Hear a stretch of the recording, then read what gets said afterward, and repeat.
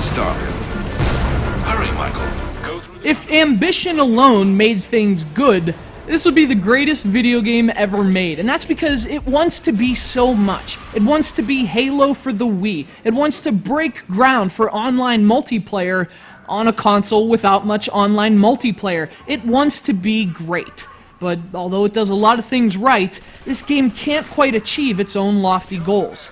And it's a pity, too, because it comes so very close to being great. This is the Conduit 2 for the Nintendo Wii. One of the only notable third-party Wii games of 2011, Conduit 2 is a sequel to the 2009 original, The Conduit. Whether they played it or not, Wii owners should remember that game well. It was one of the most hyped Wii games to date, if only because the team at High Voltage Software was putting genuine effort into it. Unfortunately, that massive hype was perhaps the Conduit's biggest obstacle.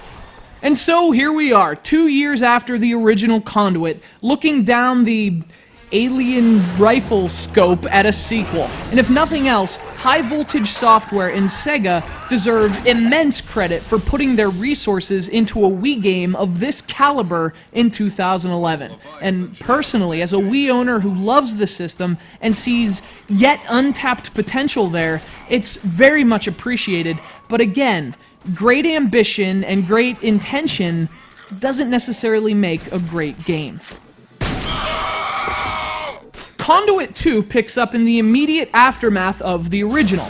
Michael Ford is still on a chase for John Adams, some jerk who wants to use the power of an alien race for his own nefarious purposes. And it's again up to Ford to take down Adams in a story that frankly never has much appeal. This is a shooter in a very old school vein, focusing more on giving players cool ways to shoot aliens than telling them cool stories about aliens.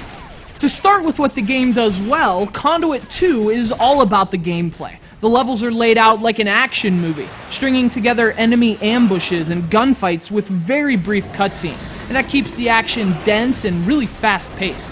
This is a shooter that doesn't spare targets or ammunition, but it furthers that action with an assembly of characters that is, unfortunately, far less enjoyable.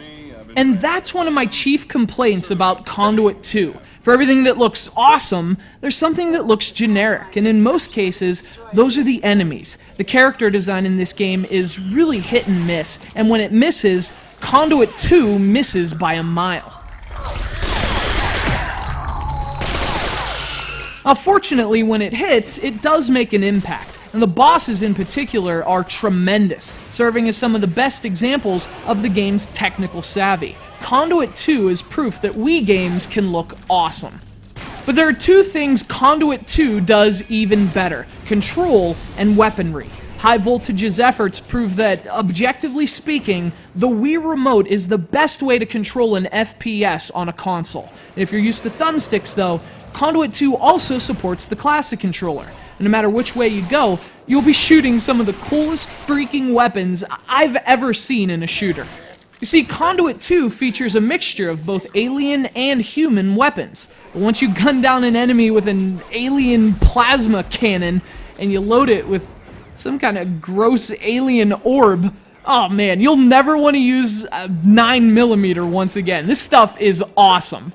But to give a definitive review of this game, you have to use a lot of qualifiers. If you're into shooters and you play lots of them, this game's going to feel generic to you. There's no denying that. But for Wii owners, people faithful to a system that is constantly neglected and really lacks great online shooters, Conduit 2 is at least a taste of what the system could have been. It's not a great game, but it wants to be. And on the Wii, a little ambition goes a long way.